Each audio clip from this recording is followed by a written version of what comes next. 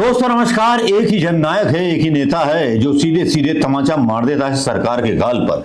आजकल तमाचा मारने की होड़ तो लगी हुई है, लेकिन जहां एक तरफ बड़ी किरकिरी सरकार की होने लगी है यूपीएससी को लेकर के और उसको लेकर के, और जहां राहुल गांधी सीधे सीधे वार करते हैं, नरेंद्र मोदी पर ट्वीट करते हैं। नरेंद्र मोदी संघ लोक सेवा आयोग की जगह राष्ट्रीय स्वयं सेवक संघ के जरिए लोक सेवकों की भर्ती पर संविधान पर हमला कर रहे हैं। केंद्र सरकार के विभिन्न मंत्रालयों में महत्वपूर्ण पदों पर लेटर एंट्री के जरिए भर्ती कर खुलेआम एससी एसटी और ओबीसी का वर्ग आरक्षण छीना जा रहा है। मैंने हमेशा कहा है कि टॉप ब्यूरोक्रेसी समेत देश की सभी शीर्ष पदों पर वंचितों का प्रतिनिधित्व नहीं है। उसे सुधारने के बजाय लेटर एंट्री के द्वारा उन्हें शीर्ष पदों से और दूर किया जा रहा है। यह यूपीएससी की तैयारी कर रहे प्रतिभाशाली युवाओं के हक पर डांका है। वंचितों के आरक्षण समेत सामाजिक न्याय की परिकल्पना पर चोट है। चंद कारपोरेट्स के प्रतिनिधि निर्णायक सरकारी पदों पर बैठ करके क्या कारनामे करेंगे, इसका ज्वलंत उदाहरण सेबी है। सेबी पर सीधे इनडायरेक्ट वार करते हैं राहुल गांधी।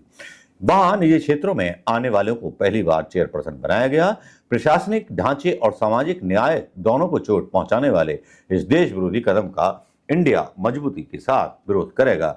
आईएएस का निजीकरण आरक्षण खत्म करने की मोदी की गारंटी है। ये जैसे ही पोस्ट आता है, यहां पर उन सब लोगों पर प्रश्न चिन्ह लग जाता है जो यूपीएससी की तैयारी सालों साल करते रहते हैं।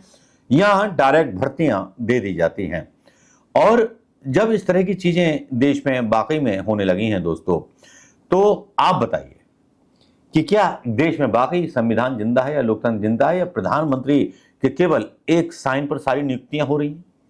अगर दिग्विजय सिंह की एक पर्ची पर साइन करने से घोटाला हो सकता है, तो प्रधानमंत्री मोदी ने यह सबसे बड़ा घोटाला किया है सीधे सीधे इस चैनल को तैयार करके। क्योंकि इस तरह की चीजें पहले भी आई थी, भाजपा सरकार में भी आई थी। वहां जब अटल बिहारी वाजपेयी के सामने ये चीजें लाई गई कि डायरेक्ट प्रक्रिया शुरू की जाए, तो उन्होंने उसको स्वीकार नहीं किया था। ये इतिहास है। कई बार लाया गया इस तरह का मतलब जो था मुजम्मा, कई बार लाया गया मुलम्मा, कई बार लाया गया इस तरह का प्रस्ताव, लेकिन पास नहीं हुआ था। लेकिन प्रधानमंत्री मोदी की सरकार आते ही इस तरह के कानून को पास कर दिया गया। कोई भर्ती नहीं, कुछ नहीं, बस सीधे भर्ती लीजिए और जाइए। अब आरोप है राहुल गांधी का कि इसमें संघ के लोगों को रखा गया है, तो कोई हैरानी नहीं होगी, क्योंकि सेबी में जिस तरह से एक दरार निकली है और सेबी में जिस तरह से घोटाला हुआ है, जिसके बारे में प्रधानमंत्री मोदी नहीं बोलते, ना कोई बोलते, बल्कि सेबी को बचाने के लिए कांग्रेस पर उल्टा आरोप लगाने लगते हैं।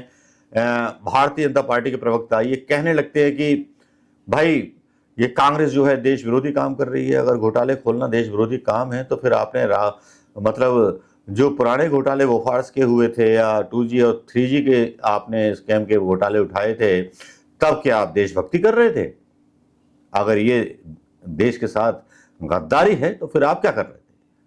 अगर आपने वो सवाल पूछे हैं, तो अब सवालों के जवाब देने से भाग क्यों रहे हैं?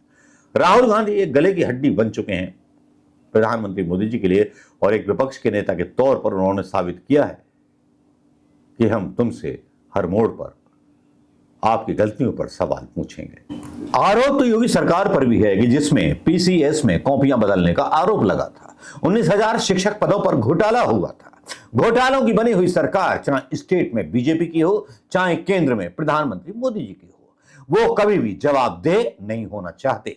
बस विपक्ष के ऊपर गद्दार होने का आरोप लगा करके बच जाना, या तिरंगे की आड़ लेकर के बच जाना, या कांवड़ यात्रियों की आड़ लेकर के बच जाना, या भगवान राम के नाम पर आड़ लेकर के बच जाना, बस यही न्यूज आपने देख ली होंगी। इसके साथ ही आप खुद तय कीजिए कि भारतीय जनता पार्टी किस ओर इस मुल्क को ले जा रही है। क्या आपके बेटे का डायरेक्ट भर्ती हुआ, या किस हिंदू के बेटे का डायरेक्ट भर्ती हुआ? मुझे बता दीजिएगा।